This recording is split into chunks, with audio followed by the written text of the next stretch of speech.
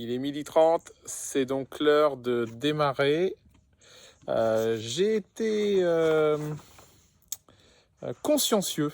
Je me suis noté les petites questions que j'ai reçues.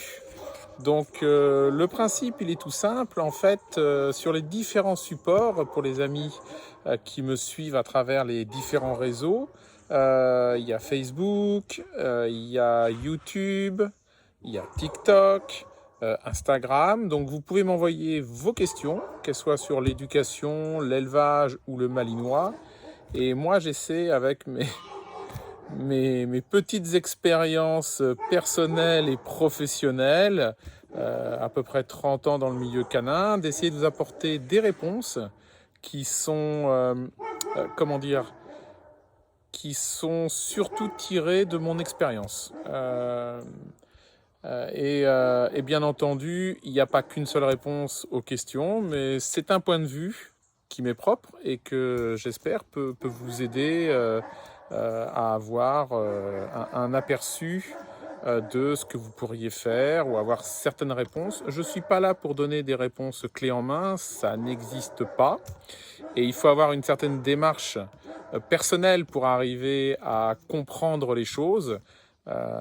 Mais j'essaye justement de vous inspirer ou de vous donner des grandes lignes ou d'essayer de vous donner des idées pour que vous puissiez réfléchir et adapter à votre situation personnelle.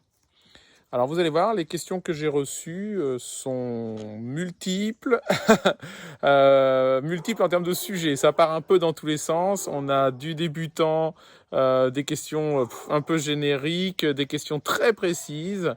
Ça peut toucher l'éducation, ça peut toucher le malinois, ça peut toucher la compétition, le dressage d'une façon générale. Et ben voilà, ce que je vous propose, c'est que l'on démarre. Donc j'avais reçu sur TikTok la question de Lyon 153. À quel âge on peut commencer à faire du ring à son chien, s'il vous plaît? Alors, il n'y a pas d'âge. Forcément, plus on démarre jeune et mieux c'est. Le ring étant un sport, comme, comme pour un être humain, un, un sport, si on veut le pratiquer à haut niveau, si on veut avoir des résultats, faire carrière, en général, on invite quand même souvent les gens à démarrer le plus tôt possible, parce que justement, il y a tout un apprentissage à la fois du sport en lui-même, des techniques, plus un développement physique, une préparation psychologique, ça demande beaucoup de temps. Donc voilà, c'est tout comme pour les humains. Pratiquer du ring, je le recommande le plus tôt possible.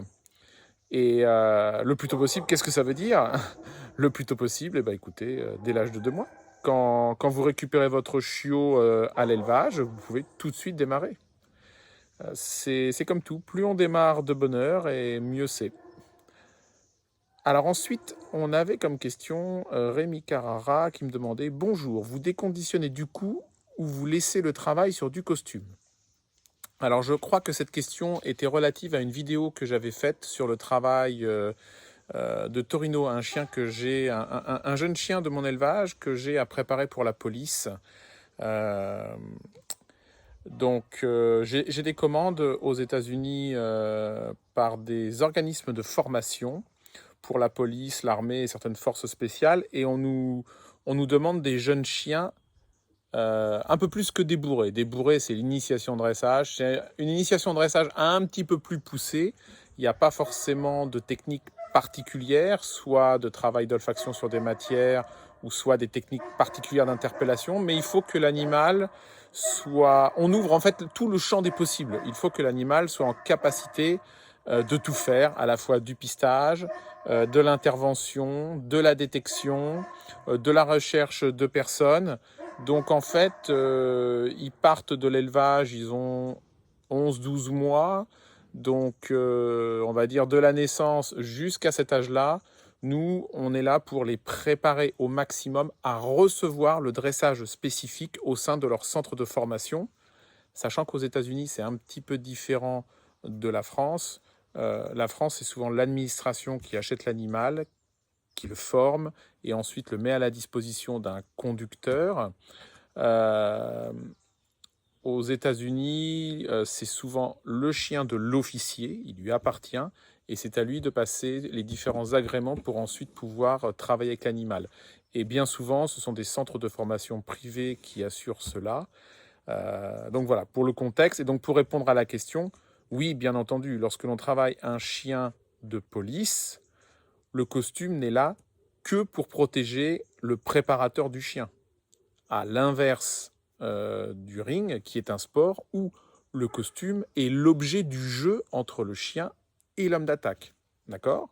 Donc, conditionnement du jeu sur le costume avec un chien de sport, déconditionnement, le costume n'est juste qu'une protection pour l'homme d'attaque lorsque l'on travaille les métiers de police ou de sécurité. Ce sont deux choses bien distinctes. Donc pour répondre à Rémi Carrara, oui, il y a un déconditionnement sur costume, bien entendu, parce que dans la réalité, et surtout aux États-Unis, le chien doit être capable de réellement interpeller un malfaiteur. Il n'y a aucun malfaiteur qui aura un costume. Donc le chien, s'il ne sait pas mordre, s'il ne sait pas interpeller quelqu'un sur des habits en civil, ce sera impossible.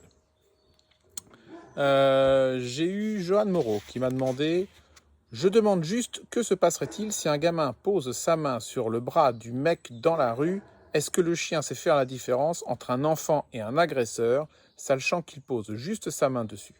Je n'ai rien du tout contre ce genre d'éducation, au contraire. » Bon, bah déjà c'est bien, si vous n'avez rien contre, contre notre sport, c'est bien. Mais justement, ça fait, ça fait lien avec la question précédente. Cette personne a posté ce commentaire parce qu'elle avait vu une vidéo d'une défense du maître mondiaux.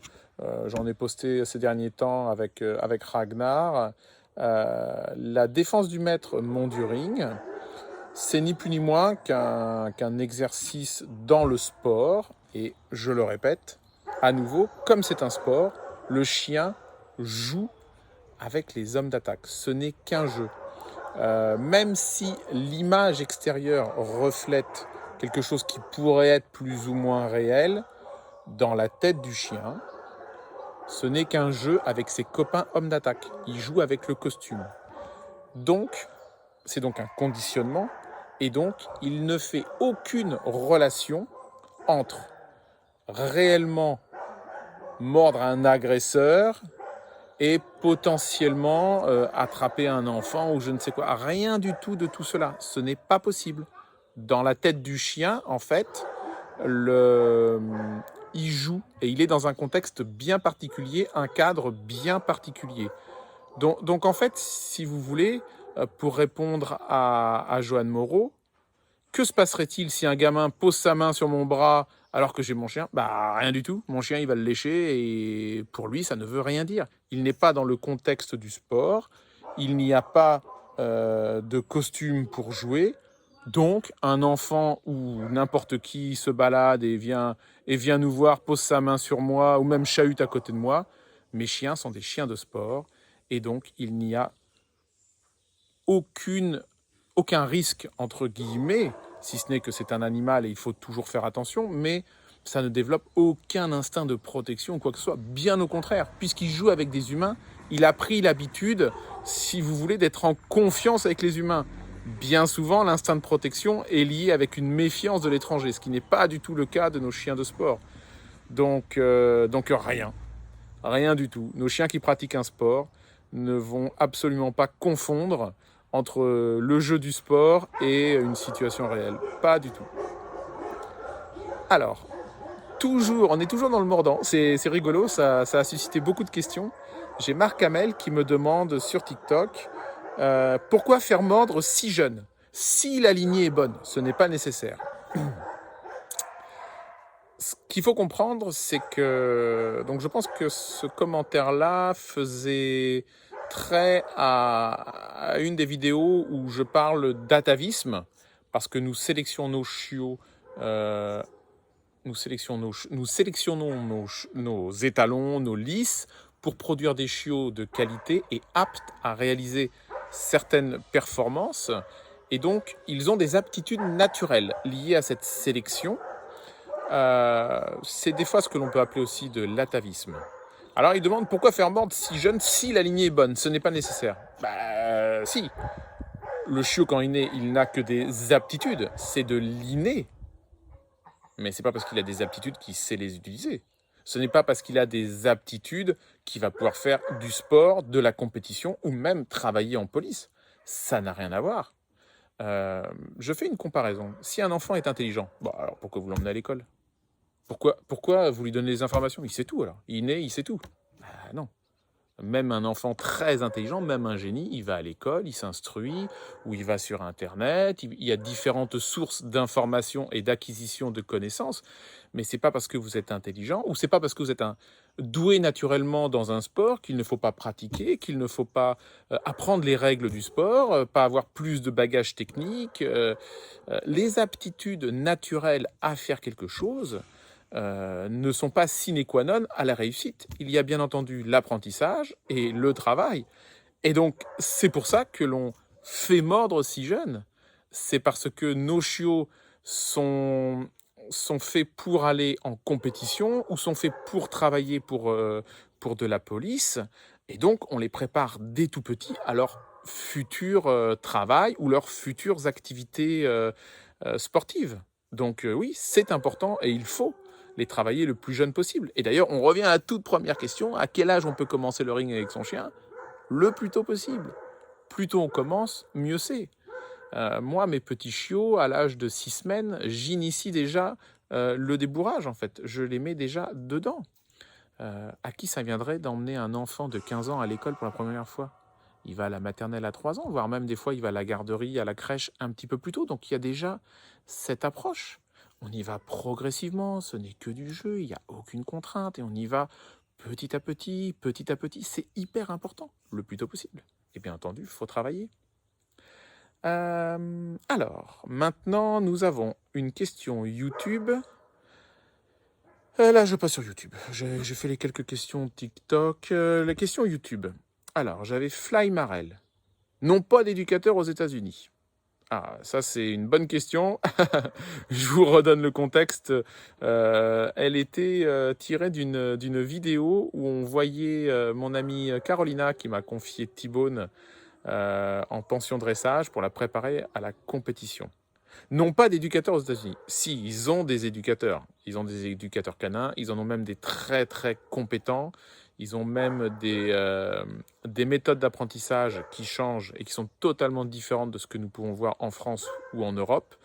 En ayant voyagé pas mal et en étant invité dans différents endroits, différents lieux, j'ai la possibilité de voir un petit peu des méthodes particulières et totalement différentes que des fois j'essaye d'introduire pour moi aussi, pour ma culture personnelle, mais aussi pour pouvoir la réutiliser dans le, comment dire, pour les chiens que j'ai à travailler. Non, ils ont de très bons éducateurs. Mais là, on ne parle pas d'éducateurs, on parle de dressage en compétition. La compétition est le ring français. Le ring français, tiens, mais il y a le mot France dedans. C'est une discipline à la base, un programme national typiquement français. Et effectivement, par le biais de la NARA, qui est l'entité nord-américaine qui essaye de développer le ring français aux États-Unis, et d'ailleurs je salue mon copain Harry qui en est le président, ils importent un sport nouveau. Donc à la fois, il n'y a pas tout le bagage culturel lié à ce sport, et en même temps, le pays est tellement vaste pour une discipline si modeste, comment dire, pas dire en balbutiement, mais elle démarre. Ce qui fait que, par exemple, quelqu'un comme Carolina qui est au Texas, il n'y a pas de dresseur en ring dans son état. Donc l'état du Texas est plus grand que la France. Donc en fait, elle va pas prendre l'avion tous les jours pour trouver peut-être quelqu'un au fin fond, je sais pas où, en Arizona ou du côté de Chicago ou je ne sais où, pour s'entraîner. Et finalement, comme elle m'avait acheté le chien auprès de moi, du coup, elle me l'a confié pour faire du dressage. Donc ce n'est pas qu'ils n'ont pas d'éducateur, mais c'est vrai que les bagages culturels, les connaissances techniques et athlétiques pour former un chien de compétition en ring français, ce n'est pas toujours facile aux États-Unis. Donc c'est pour ça qu'ils font appel des fois à des dresseurs français. Alors, j'avais Alain Ventre qui me disait: Salut Fabrice, c'est encore Alain. J'ai une question en tant qu'éleveur. Ma femme a acheté une femelle à papier Springer, je pense. À ses premières chaleurs, elle a eu une complication avec une infection urinaire. Celle-ci a donc été stérilisée en urgence. Donc, ma question: peut-on demander la confirmation malgré qu'elle soit stérilisée? Ma deuxième question: peut-on faire du ring ou autre avec une femelle qui a été stérilisée par amour du sport, comme le cas plus haut? Merci à toi et bravo. Merci de ta question, Alain. Donc là, on change un petit peu de sujet. Là, on est plus sur femelle stérilisation. Alors, tout d'abord, par rapport à la confirmation. Je ne pense pas que ça change grand-chose pour pouvoir la confirmer ou pas. Pour être honnête, je ne le sais pas, mais j'ai envie de dire, contrairement à un mâle, il n'y a rien de visible. Donc lorsque le juge va regarder la chienne, il n'a aucune façon de deviner si cette dernière a été stérilisée ou pas. En revanche, on peut se poser la question de la nécessité de réaliser une confirmation, puisque le but de la confirmation est d'obtenir un pédigré définitif dans le but de la reproduction. Donc voilà, petite question à se poser. Mais bon, après, on peut vouloir confirmer son animal parce que tout simplement, on a envie de voir si le chien correspond bien aux critères morphologiques. Parce que malheureusement, le comportement n'est pas trop analysé en séance de confirmation, même si ça fait partie du standard d'une race. Il y a la morphologie et le caractère, mais bon, souvent le caractère est mis de côté. La morphologie, ça vous permet justement, en faisant votre confirmation, de savoir si votre chien est OK d'un point de vue morphologique lorsqu'elle passe sous la loupe d'un juge, mais bon, avec votre pédigré, vous ne pourrez pas faire de reproduction. Donc, on peut se poser la question. Concernant le ring, bah oui, ça n'empêche pas d'en faire. Je vais vous donner un exemple. Ma chienne Extra, donc moi j'avais fait les sélectifs en ring avec elle. Et lorsque je l'ai offerte à mon ami Christian, on a réalisé une portée avec elle et malheureusement elle a eu un pyomètre. Donc c'est une infection de l'utérus, donc également stérilisé en urgence et tout. Mais Christian a continué l'entraînement et la compétition avec la chienne, donc lui en monduring. Et d'ailleurs, il a été 2 fois champion de France et champion du monde monduring avec Extra. Elle était stérilisée, donc il n'y a pas de souci. Alors, Aurélien Luc, bonjour, tu pourras faire une vidéo sur les appâts? Point d'interrogation. Oui, je pourrais en faire une. En fait, ce qu'il faut savoir, c'est que bien souvent, les vidéos que je fais sont... comment dire? Parce que bon, je suis pas youtubeur, je suis pas tiktoker, je suis pas influenceur, rien du tout de tout ça. J'ai pas d'équipe de tournage autour de moi et je fais pas forcément des sujets. Et en général, les vidéos que je prends, c'est lorsque je suis en train de travailler mes propres chiens ou les chiens de mes clients ou des personnes qui m'ont fait confiance. Et j'en profite à ce moment-là pour faire des vidéos et essayer d'apporter une vision, d'essayer d'apporter certaines connaissances et d'essayer de partager au maximum ce que j'ai pu acquérir en 30 ans de cyno. Donc voilà, donc là actuellement, ça va venir bientôt avec mon petit Ulysse, donc j'aurai certainement les appâts travailler dans pas très longtemps. Mais par contre, donc en attendant la vidéo, je peux vous donner deux petites astuces. En fait, c'en est une. C'est 2 choses à travailler, mais c'est une astuce, pardon, je me suis trompé. Alors, les 2 choses à travailler, c'est de manière assez séparée. C'est tout d'abord lui apprendre le fait de ne pas toucher quelque chose. Donc bien souvent, je vais travailler je vais mettre le chien en position assise. Hop là, mon petit papier. Je vais mettre le chien en position assise et lorsque l'on amène un appât, quelque chose d'appétant au sol, devant ses pattes de devant, vous savez, qu'est-ce que va faire le chien? Il va vouloir l'identifier et se baisser. À ce moment-là, avec ma petite laisse, je lui mets une petite saccade, une pop correction, une légère petite saccade en disant non, pour lui faire comprendre non, tu ne touches pas. C'est-à-dire que je lui explique non, je lui montre l'interdit. Il relève sa tête, je le félicite, je fais un renforcement positif. Je peux même amener une croquette si je le souhaite, mais généralement, pour pas confondre le message, c'est une petite caresse. Donc en fait, j'alterne petite punition s'il touche, mais très légère, hein, bien sûr, hein, surtout sur un chiot, mais très légère, il n'y a pas besoin, c'est juste un petit non, juste pour lui faire comprendre, non, tu t'approches pas de ça. Et dès qu'il relève la tête, je le caresse. C'est justement en jouant sur le non et le oui que le chien voit la limite et comprend plus facilement les choses. Bien souvent, les gens ont tendance à croire qu'il faut toujours être que dans du positif, positif, positif. Mais le positif tout le temps, ça permet au chien d'apprendre tout ce qui est possible. Mais comment il apprend ce qui n'est pas possible ? En fait, on espère que le chien, en contournant toujours le problème, il ne sera jamais confronté au problème. Mais un jour, il sera confronté. Et lorsque les gens vont faire des compétitions, il y a des refus d'appât, donc ils seront confrontés à l'exercice. Donc c'est pour ça que moi, j'aime bien lui expliquer le petit non de ne pas toucher.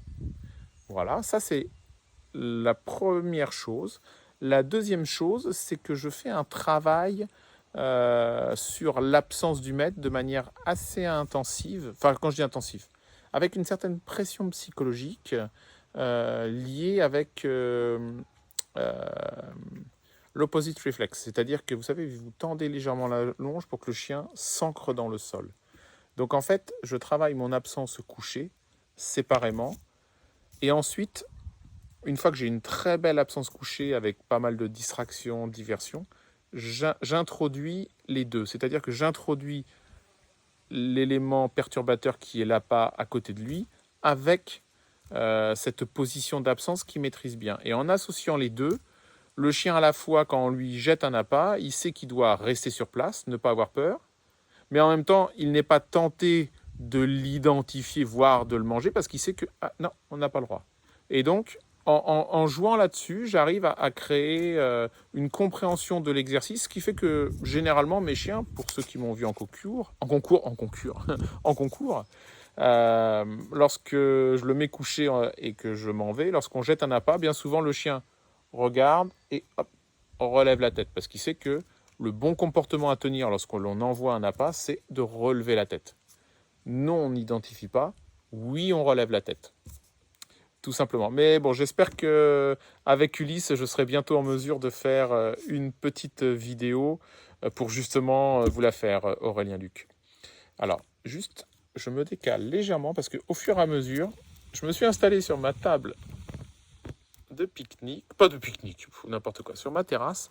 Et en fait, le soleil est en train de tourner, les amis. Donc, voilà. Mon petit crâne dégarni en train de prendre le soleil et avec ma peau de roux, je crois que je vais encore me retourner un petit peu. Avec ma peau de roux, je prends des coups de soleil à mort. C'est aussi pour ça que j'ai une lunette de soleil, je supporte pas la luminosité en fait. C'est pas que je veux faire la star, hein, mais c'est juste que même là, il y a trop de lumière, ça me nique les yeux. Désolé de l'expression. Alors, continuons un petit peu les petites questions. Qu'est-ce que j'avais ?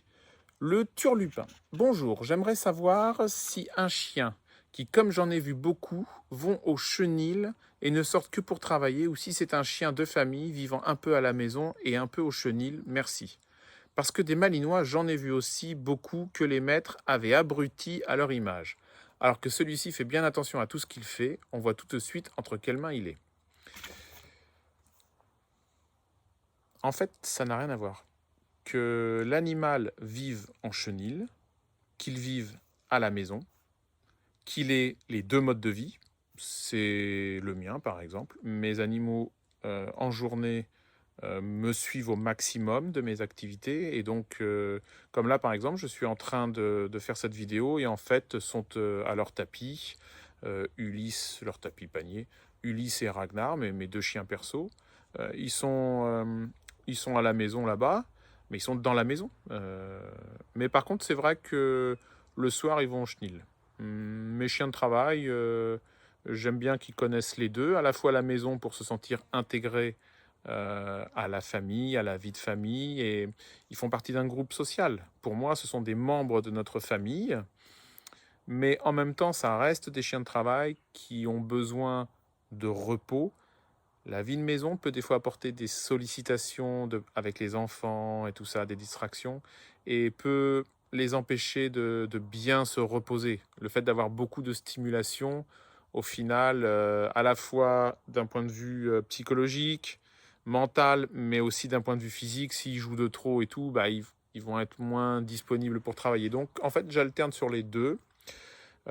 Aussi parce que le Malinois, c'est un chien de grand air. C'est aussi un chien qui a besoin, je ne vais pas dire d'air pur, mais de l'extérieur. Ce n'est pas forcément, le Malinois, c'est pas forcément un chien qui se complaît en appartement et en maison. Bien entendu, il peut y vivre, mais si vous voulez, il a besoin d'être aéré. La vie au grand air, c'est ce qui permet aussi d'avoir un animal rustique et en pleine forme. Il est fait pour ça. Donc, à titre personnel, je compense, enfin, pas je compense, pardon, je balance entre les deux, un peu de maison, un peu de chenil. Et bien souvent, ça dépend, donc comme je vous l'avais indiqué, par rapport au repos du chien. Si je suis en phase intense de travail, parce qu'il y a une compétition, parce qu'on est sur des apprentissages, parce que, je ne sais pas, j'ai un déplacement quelque part assez important et je sais que je vais devoir solliciter mon animal ou qu'il va y avoir du stress. C'est vrai que là, ils sont la plupart du temps au chenil. Si c'est 2-3 jours où j'ai rien de prévu avec mes chiens, c'est vrai que bon, bah là, ils sont très souvent à la maison parce qu'au final, je n'ai pas d'activité à prévoir.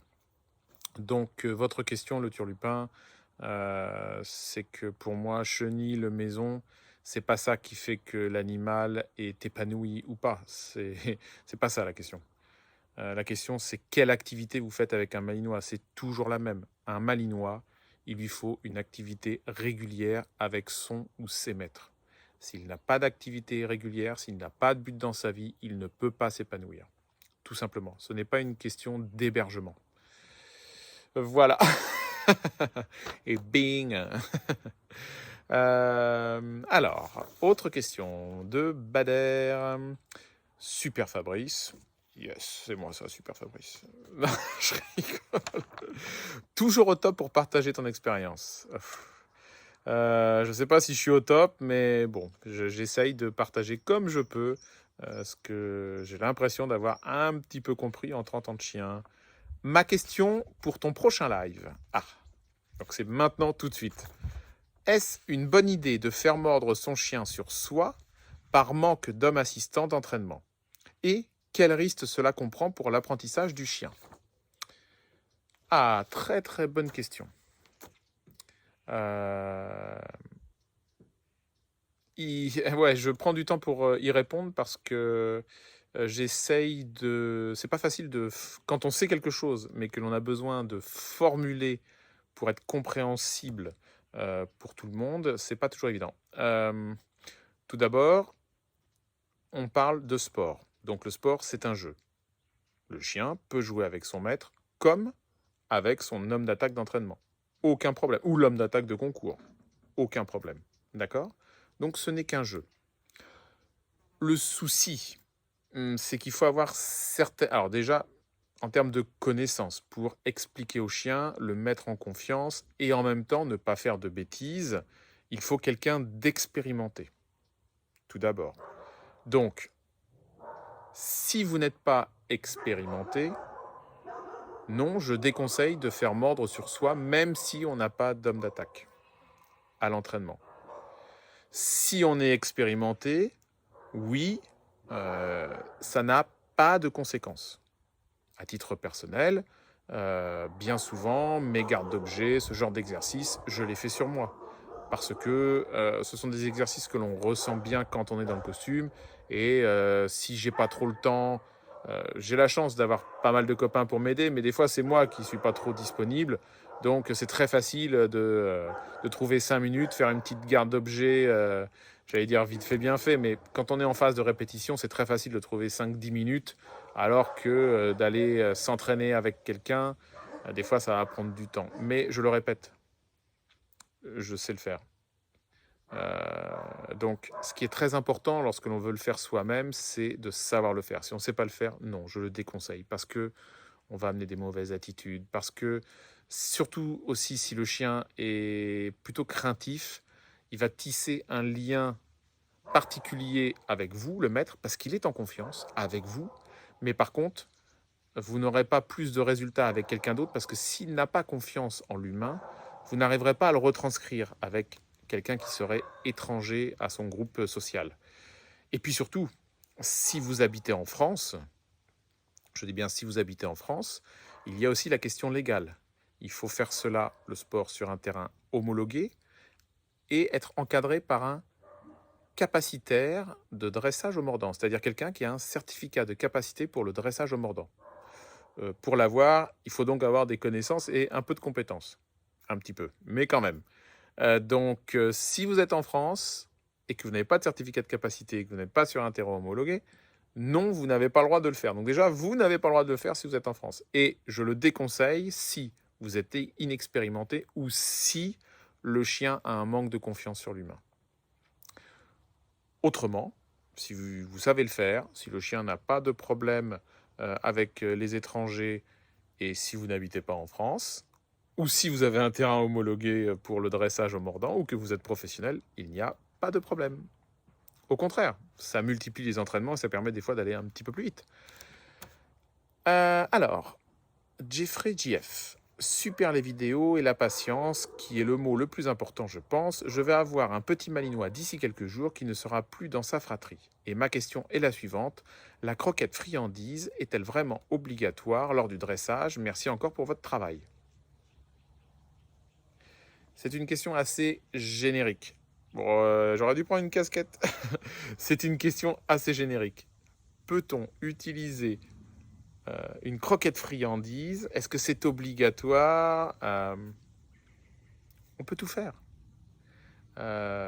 Dresser, éduquer un chien, c'est ni plus ni moins que communiquer avec lui, avoir des échanges avec lui. Vous savez, c'est comme à l'école. Le maître ou la maîtresse d'école, le ou la prof, ils peuvent récompenser l'élève avec une bonne note. Des fois à l'école, c'était des petites images ou d'autres récompenses. Des fois, c'est des sorties culturelles parce que si vous avez bien réalisé votre projet, vous voyez, il y a différentes façons de récompenser. C'est un petit peu ce que je veux vous dire avec le chien. Il y a différentes façons de le récompenser. Donc, rien n'est obligatoire et rien n'est interdit pour le récompenser à partir du moment que ça lui fait plaisir. Donc, si une croquette lui fait plaisir et que vous savez que pour une petite croquette, pour lui, c'est une grosse source de satisfaction, eh ben, utilisez-la pour le récompenser. Moi, je le fais très souvent, par exemple, sur des rappels, par exemple, avec mes petits chiots, mes petits chiens. Au début, je travaille énormément la croquette sur mes rappels. C'est-à-dire que sifflet ou voix, parce qu'en compétition, on peut avoir le sifflet. Donc, pour créer ce petit conditionnement réflexe, que le rappel sifflet-voix égale je reviens au pied du maître, en fait, à chaque fois que je siffle, je lui donne une croquette. Je siffle croquette, je siffle croquette, je siffle croquette, je siffle croquette. Ce qui fait que, vous savez, quand vous faites ça plusieurs fois par jour, à n'importe quel moment, je mets un coup de sifflet, mon chien il revient.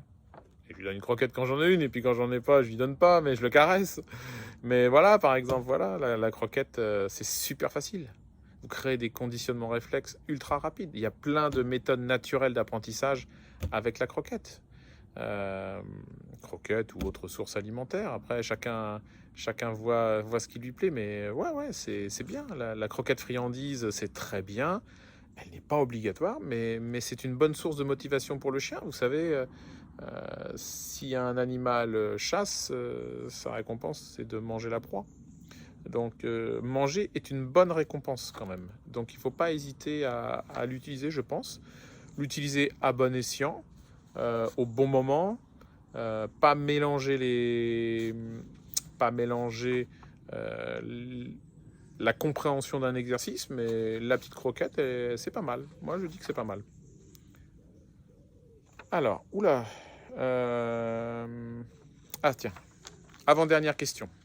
Cham 974. Ma chienne malinoise est plutôt courageuse et engagée, femelle qui a du caractère.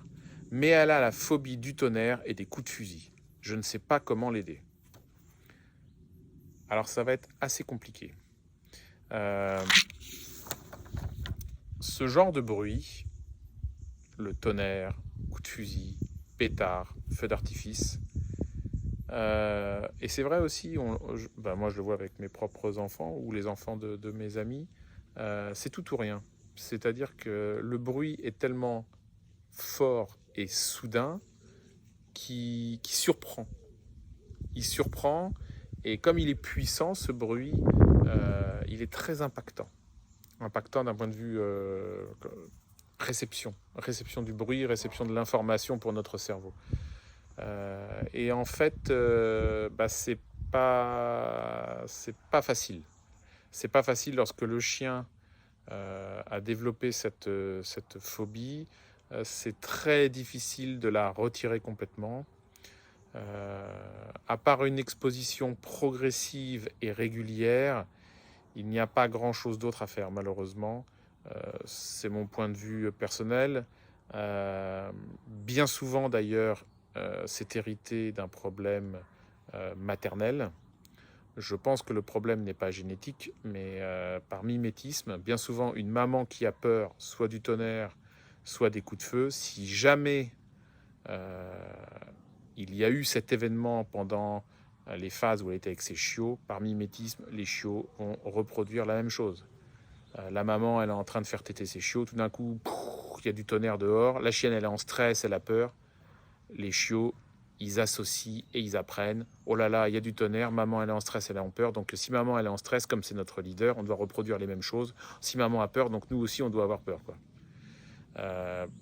C'est donc pour ça que bien souvent, dans le cadre de la sélection en élevage, on écarte les chiennes qui ont ce genre de peur car elles le transmettent à leur descendance par mimétisme, pas forcément génétique, par mimétisme comportemental.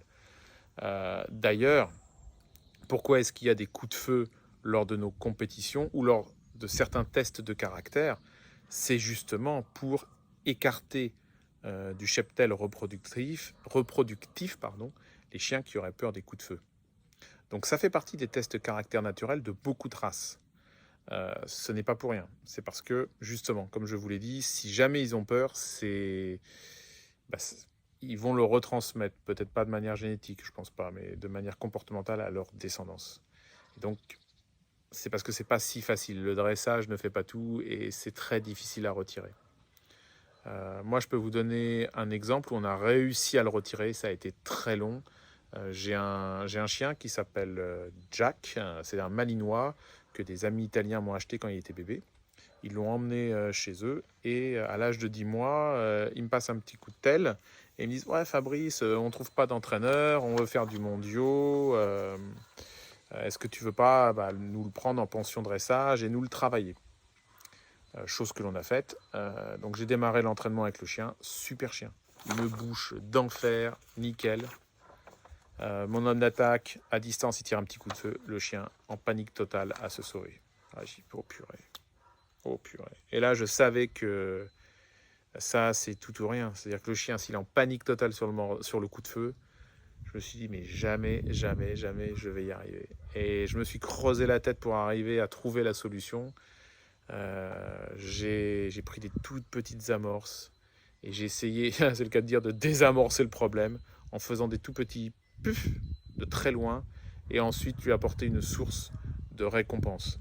Ça a été la nourriture, c'est-à-dire qu'avant de lui amener à manger, j'étais à distance, je tirais une petite amorce, puff, et je venais lui amener la nourriture. Au tout début, il ne mangeait même pas tellement qu'il était en stress. Il était comme ça, il avait entendu ce bruit-là, il ne savait pas d'où ça venait, il était en stress. Petit à petit, il a surmonté ça pour pouvoir manger.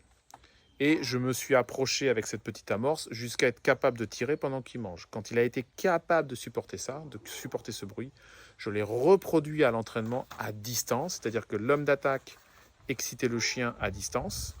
On tirait cette petite amorce à distance, loin du chien. Ça le perturbait un petit peu, on réexcitait le chien et on venait le faire mordre. Quand on voyait que petit à petit ça allait de mieux en mieux, à la fois on se rapprochait de l'animal, et en même temps on a augmenté le volume sonore des amorces jusqu'à avoir du 9 mm ou du 22 que l'on retrouve en compétition. Ça a été un processus très long et je suis parti sans garantie de réussite. Malheureusement, Cham, c'est la peur du tonnerre, des coups de feu, des feux d'artifice, c'est très très très difficile à retirer. L'idéal, c'est qu'il n'ait pas eu de mauvaise expérience en fait, et d'introduire à distance cet événement pour que le chien le ressente bien et n'associe pas ça avec quelque chose de négatif. Et bien souvent, le problème, il a été acquis avec la mère. Il y a eu bien souvent un bruit, quelque chose qui est tombé ou un truc. La mère a eu peur, les chiots ont eu peur. Et après, ça reste marqué. Vous savez, quand un chien a marqué sur quelque chose, c'est une association, c'est une image. Le chien, il apprend par association. Lui, on ne lui explique pas avec des mots. J'ai souvent tendance à dire qu'avec un enfant, en fait, éduquer un enfant, éduquer un chien, ce sont les mêmes principes. À mes yeux, ce sont les mêmes principes. En revanche, le mode de communication, le langage que vous allez employer est différent. Pourquoi ? Parce que un enfant, étant donné qu'il est humain, l'échange se fait avec des mots. Et la compréhension des mots et les explications. Notre cerveau aussi est fait pour ça. Le chien, vous allez pouvoir dire ce que vous voulez avec des mots. Oh, mais n'aie pas peur du coup. Mais pourquoi tu as peur ? Faut pas avoir peur, mon petit chien. Mais tu sais, ce n'est qu'une amorce. La balle, il n'y a pas de balle, c'est faux, c'est juste du bruit, mais ça te fait rien de mal. N'aie pas peur. Mais ça, il va rien comprendre, l'animal. D'ailleurs, votre voix douce pour le rassurer va le conforter d'avoir eu peur. C'est ça que je voulais dire par là, c'est que il faut trouver d'autres astuces d'apprentissage par association. Et une association multifactorielle. La vue, donc l'image, la photo, le son, le bruit, pourquoi pas le toucher, l'odeur. Et le chien, il assemble tous ces éléments sensoriels, il en fait, moi j'appelle ça une image multisensorielle, mais il associe tout ça avec son cerveau pour comprendre quelque chose. Et malheureusement, lorsqu'on a eu un événement comme le coup de feu ou je sais pas, un pétard ou quelque chose comme ça, que le chien a pris peur, il l'a gravé. Ce bruit-là, très fort, très soudain, sans comprendre la source, égale peur, égale fuite. Et quand c'est gravé, c'est très très difficile à retirer. Ça vient aussi en lien avec la question qu'on a eue, pourquoi le faire mentir jeune, pourquoi démarrer, à quel âge vous démarrez le ring ? Parce que on essaye d'amener un maximum d'expériences positives à un jeune chien. On n'attend pas que ce soit un adulte avec plein de problèmes pour essayer de résoudre les problèmes, tout simplement. Mais ouais, ça, c'est pas facile, le chat, mais malheureusement, à part une introduction progressive d'éléments comme ça, bruyants, des petites amorces, des petits pétards de très loin, c'est pas très simple. Bon, ça fait 40 minutes qu'on est en ligne. Je commence à... Là, vous voyez... C'est chaud, hein, il parle de canicule à la météo. Là, je suis en train de parfaire mon brûlage. Je vais pas parler de bronzage. Je ne peux pas bronzer. Je ne peux que cramer, moi. C'est comme ça. On peut pas être chanceux en tout. Et là, d'un point de vue épiderme, je suis pas chanceux. Allez, une dernière question, les amis, si vous êtes d'accord. Le bon chien Rex nous a dit: coucou, le chiot est adorable. Je me demande quelque chose. En fait, on entend souvent dire que c'est bien de laisser gagner son chien, car comme vous dites, il s'est battu pour avoir l'objet et donc il le mérite. Mais avec mon chien, j'ai remarqué qu'il s'en fout complètement du jouet en tant que tel. Moi, au départ, il cherchait à piquer la manchette de l'homme d'attaque, mais qu'il se battait dur pour l'avoir. Mais c'était pour me la ramener et y jouer avec moi. Mais comme je ne jouais pas avec, du coup, il l'abandonnait et s'en fichait. Avez-vous eu des chiens comme ça ? Mon chien commence juste le ring. Est-ce que ce comportement est un problème pour le ring ? Dans votre question, vous avez formulé la réponse. Je relis une partie de la question et vous allez avoir la réponse. Tout simplement. C'est comme ça que je conclue en beauté une vidéo. En vous disant, mais dans votre question, vous avez déjà apporté la réponse. mais c'était pour me la ramener et y jouer avec moi. Mais comme je ne jouais pas avec, du coup, il l'abandonnait et s'en fichait. Avez-vous eu des chiens comme ça? Est-ce un problème? Euh, ou- Oui et non. Oui, j'ai des chiens qui n'aiment pas jouer. Non, ce n'est pas un problème. Il y a d'autres moyens de travailler avec un animal autre que par le jeu. Euh, mais vous, vous plaignez qu'il joue pas avec vous, mais vous lui dites, moi, je joue pas avec. Bah, jouez avec. C'est parce que le chien a associé que cette manchette, c'était intéressant avec l'homme d'attaque, parce que l'homme d'attaque joue.